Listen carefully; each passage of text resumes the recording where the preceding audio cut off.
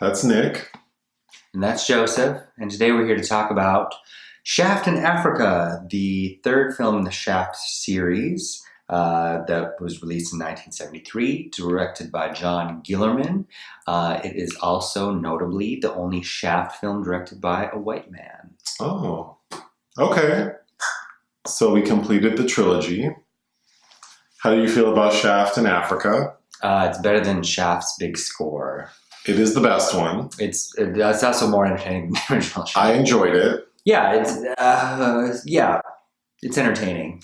I still have some of the same thoughts I had previously about Richard Roundtree. Yeah. But overall, I was entertained. Poor Dick Roundtree. The movie is an hour, 40 minutes long. No, it's 112 minutes. 112 minutes. Yeah, that's an hour and 50. Yeah, it's an hour and 42 minutes. 52 minutes. 52 minutes? Yeah. You're right. I'm sorry. Ooh. I'm usually good with math. It felt, the movie felt big. For what it was, and sure, it felt well done and big. Anyway, so Shaft is in Africa. Why? Well, it actually should be called Shaftrica, or it should be called Shaft in Africa in France, because that is where he goes. Yes. So there's an ambassador in Ethiopia whose son is killed while trying to unravel basically like a slave trade. Yes. Mm-hmm. So this ambassador commissions Shaft.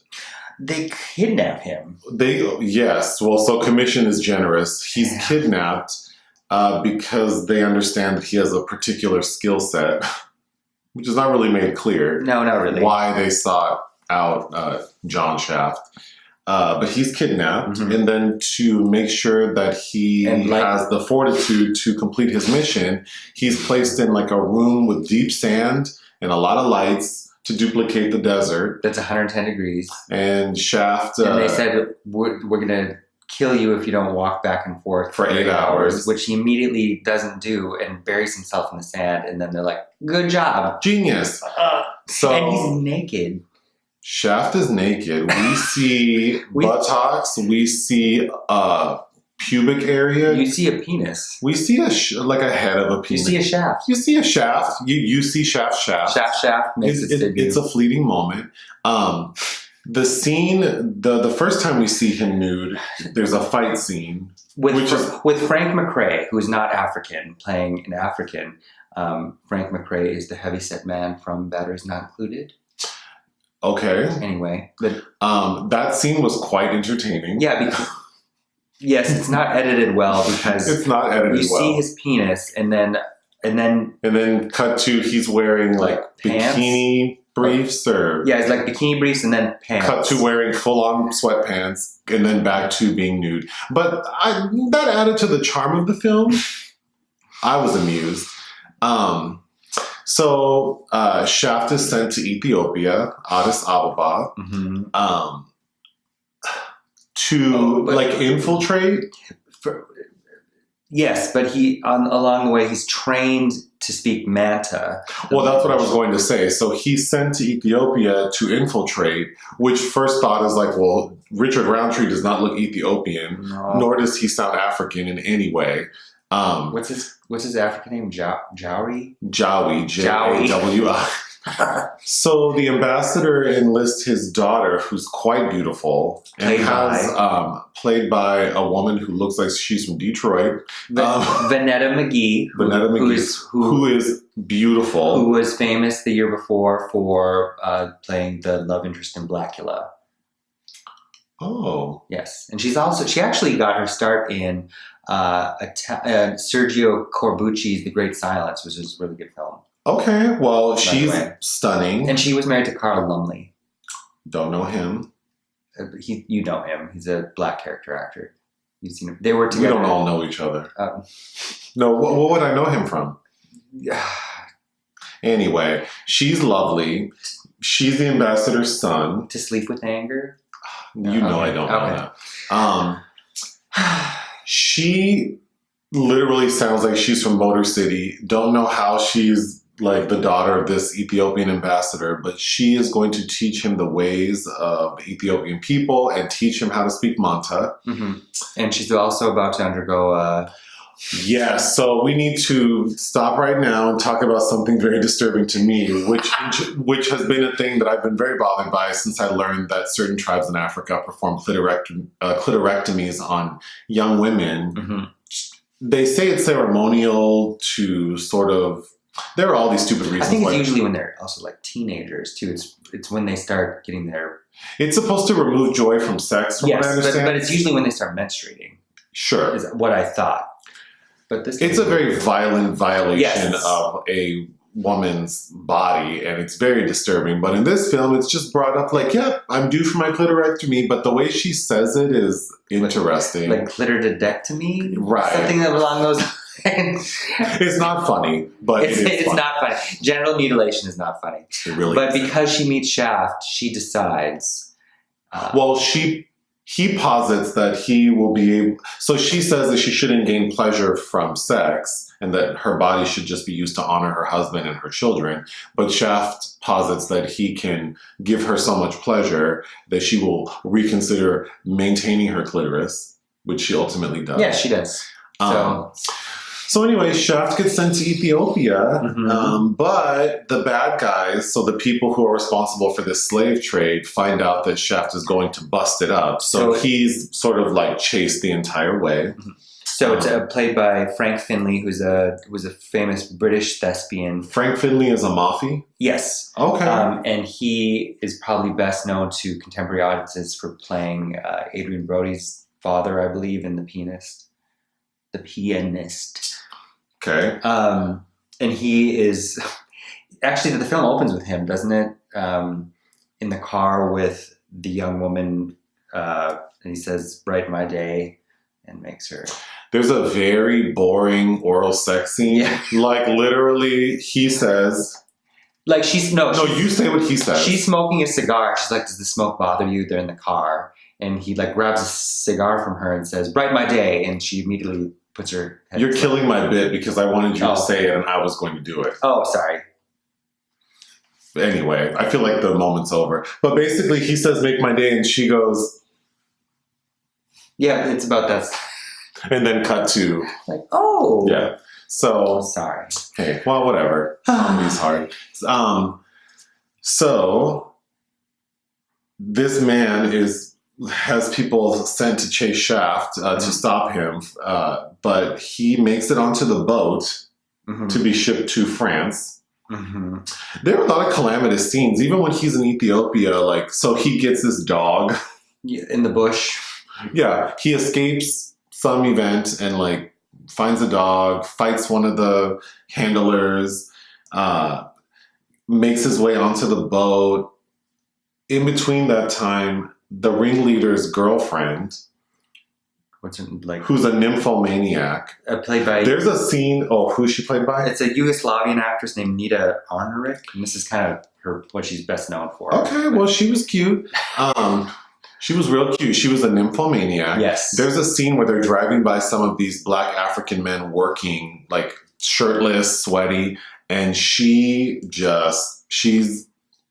living for that moment. She tells the driver to slow the car down, and she begins almost masturbating watching these men working, which is not only a turn on for her, but her boyfriend, Amafi, tells her that if she offers to seduce Shaft, and he wants her to record it because that will turn him on. It's a very sexual.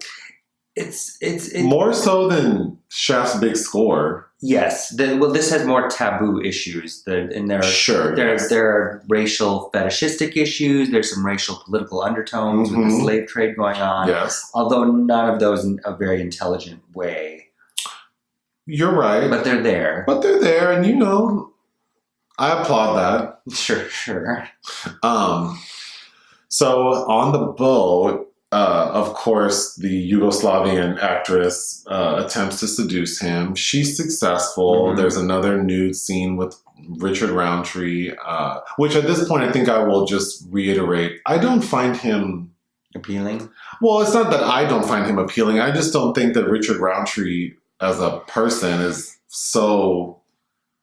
There's no wow factor to him. Yes. Yeah. To play this like seminal character who's known for being a ladies' man. He's kind of a creep. The way he looks at like whenever a woman is in his gaze, just the like, even when he's he's at an Ethiopian whorehouse, and the lucky lady who gets him looks like she looks very real. She looks very real, and special.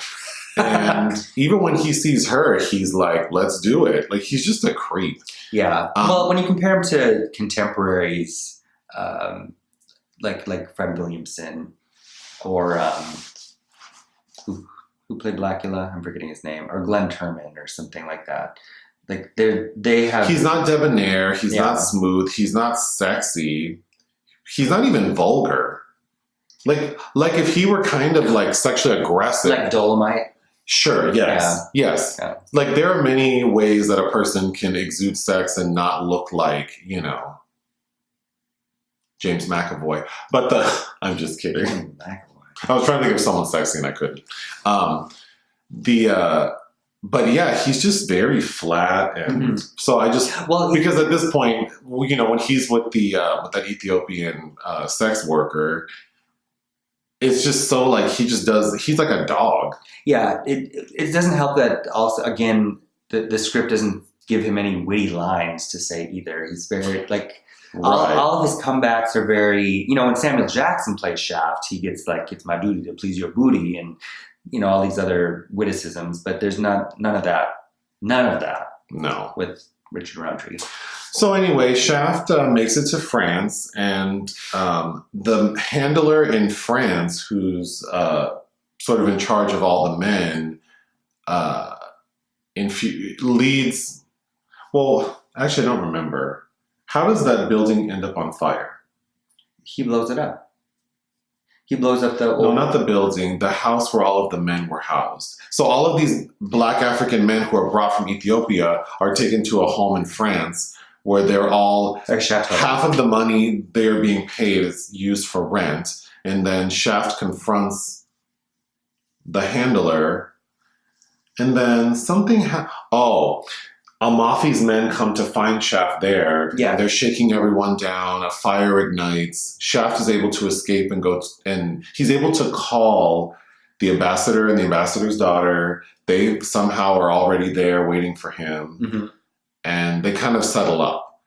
But then he finds out that the home has been burned down, and many of the men he rowed across the Mediterranean with have died. So now he wants to take matters into his own hands and kill Amafi. Yes. So he does. He is led to like an underground place where all of these men are being held and where Amafi is said to be. Which was an old Nazi hothouse. Yes. Yeah. And he kills Amafi and then blows up this place. So a lot happens in this movie. From New York to Ethiopia to France. I feel like the production felt big. Yeah. I thought it was actually nice to look at. Like, a lot of the shots were better than I would have expected having seen the first two films. Yeah. Despite Richard Roundtree having zero charisma, the pacing of the film kept it going. Has a better opening song. Performed by the Four Tops. I mean, better than Shaft's Big Score. Yes. But. So, I know it didn't make any money, but it's... Yeah, it kind of was a franchise killer. Yeah, but it's definitely the best one in my opinion. Well, you haven't watched the Sam Jackson ones. Well, I mean, of the three original, okay, yeah. This one is the best. John Guillermin, who directed it, his follow-up to Shaft in Africa was The Towering Inferno, which is one of the great disaster films, Hollywood disaster films. And he also did... the King Kong remake in '76, which was Jessica Lange's film debut. which also briefly halted her career. Oh. But yeah, so that was kind of about the speed of things that he did. Well, I like this movie. Out of 5, I would give it 2.5. I'd say 2.5. I was leaning towards a 2, but it was entertaining. I don't think this is a good movie, but it's entertaining. And considering the first 2, it seems like a well-done film. Like they tried to take it to the next level. Yeah. Which I appreciate. Versus most sequels and then whatever you call the third installment, you know, they tend to get worse as they go on. Right. So I feel like this is I was pleasantly surprised. This felt more like a blaxploitation film than Shaft's big score, though, because, you know, they're making him pose as a slave. But it felt more respectful. Like he actually had a mission and there was an acknowledgement that this behavior is unacceptable. And you know, he does have that moment where he yells at the police chief or the lead detective in France. Yeah. Saying that basically like they don't do anything about this because they need the poor black people to clean and build and work in the kitchens, and they just keep them far away enough that they're not a nuisance. And I thought like... Yeah, it has some messages. Women, of course, are... objects. Vonetta and the other lady are... I mean, the fact that they're implying that a man pleasing a woman would prevent her from getting her clitoris chopped off is like outrageous. But hey, she had a good wig though. Her wig game was strong for 1970. Oh yeah, I mean that's better than any Halle Berry hair I've seen on screen. Yes. Yeah. True. Yeah. Anything else? No. No. Okay. Bye. Bye.